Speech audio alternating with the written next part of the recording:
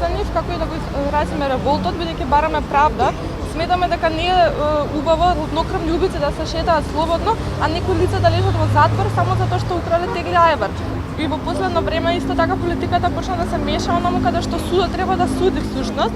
И слушаме најразлични приказни изјави, еве конкретно и премиерот Заев излезе и кажа дека има снимки со разговори и кажа дека знае се, ќе обделони вистината, а сега го нема никаде. Тој вели дека во тие снимки биле разговори за субвенции. Јас сакам да го повикам како и останатите од тука да излезе и да каже јавно, да каже вистината, а не да се крие, бидејќи сите тука протестираме за правда.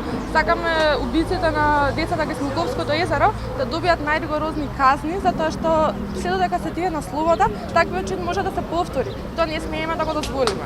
Ние мораме со нашето присуство да биде масовно и да притиснеме што повеќе можеме да се отрезнат тие кои имаат задолжение и кои работат во судските органи, да бидат поефикасни.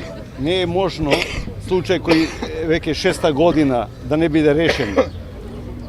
А потоа, поготово што оние смешни изјави кои ги даваат највисоките представници на власта, дека тие евентуални снимени разговори и така натака се всушност на тема за субвенции. Тоа е трагикомично, жалосно е. Заев треба да си оди па да и компанијата за да биде судот како што треба. Ја искрено да ви кажам, го следнав протестот на Facebook. Можев да бидам ја еден од тие 5.